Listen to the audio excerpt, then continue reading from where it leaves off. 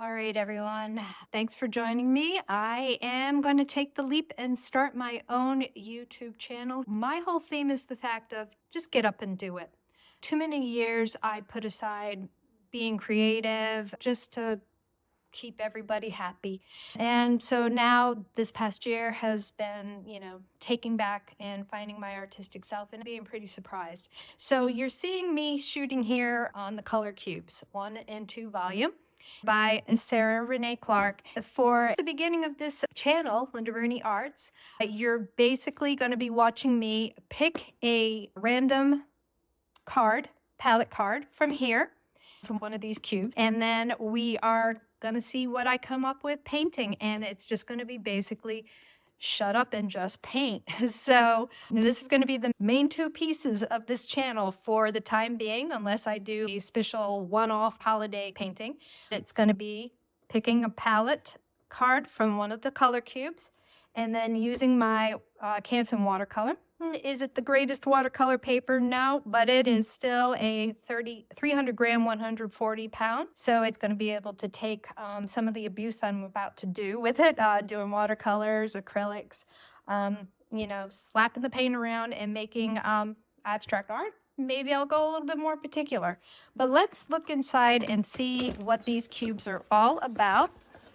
This is my first time really getting into them.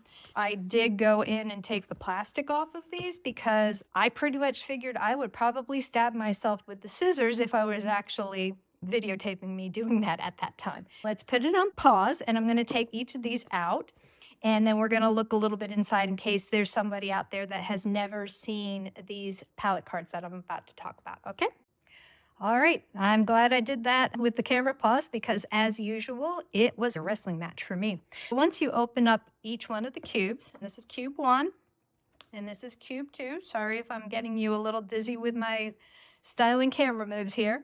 And each one actually comes with some instructions about suggestions how to use each of the palettes that you're going to see.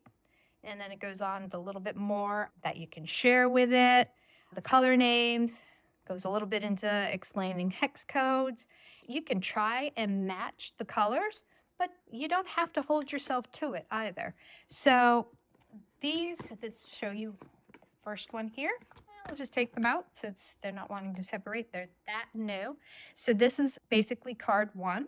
And you can see this butterfly that is landed, and they actually got a stop motion picture of that butterfly. These are the colors here. I gotta say, these would normally not be colors that I would gravitate to paint. And then on the back, it shows you each of the colors. We have magenta, blood orange, gold, camel, and hunter green. Again, the codes underneath there are the hex codes.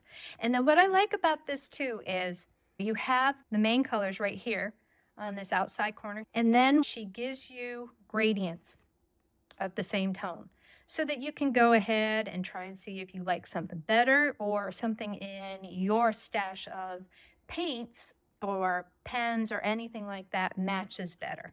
So then what the good thing is, you then take this card and go through your paint stock and your pen stocks, your choice of tools, and you can see what you have that matches within that area.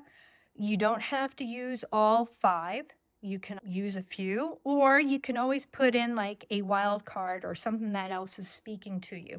For these challenges, I try to stick to having at least 3 of the colors here. Maybe I'll go with all 5 if I'm feeling wild that day. But if I feel like it's going to overwhelm me, I'm going to stick to maybe 2 or 3 colors. I have a rule. My rule is that I can always use a white, a black, and a metallic. I love my metallics. Everybody knows it. If I want to throw in a gold metallic, a silver metallic, or with this red, I have a perfect fine tech watercolor that would probably match inside there somewhere. If I feel I want to use it, I'm going to use it. That is that 1 card cube there. Same thing in the second one. You get, again, same instructions.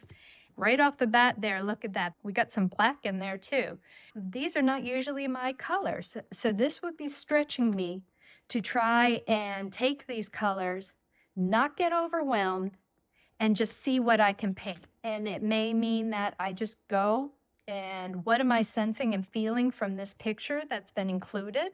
And can I make my own abstract representation of it? Or do I just take the colors and see what I can do, like with puddles or fluid movement? And so, I mean, there's some really nice ones here. So the rules for this creative openness, it's got to have rules because, hey, that's just me. I will do 5 random pulls from cube 1, then 5 random pulls of palettes from cube 2. So to clarify it out, we'll have 5 videos, 5 random pulls from cube 1. And then I will do 5 random pulls and videos of painting with whatever those 5 palettes I do. We're going to have 5 separate videos of the 5 different cards that I pull from here. Okay? For the most part, I'm going to be using this. It's a 9 by 12 inch. I'm going to be using this. And the purpose that I got it for is I like the spirals. So it's going to be using one of these sheets, probably framing it out a little bit with some tape, pulling a card, and then seeing what I come up with. What am I going to come up with if I do card 1? Maybe it won't be that one. This is just basically explaining to you what I am looking forward to doing here. Most of the paintings will be done in this Canson watercolor journal or sketchbook. It's not really a sketchbook, but this is cold press watercolor paper, 300 grams, 9 by 12 Canson. It is a little bit of a bear to get. They did not have it in the store at Blick. I was trying to get it from Amazon, and believe it or not, Amazon lost it 2 times. So 3rd time was the charm, Amazon. So we are getting ready to go. That is just me coming in and doing this video because I have been putting it off.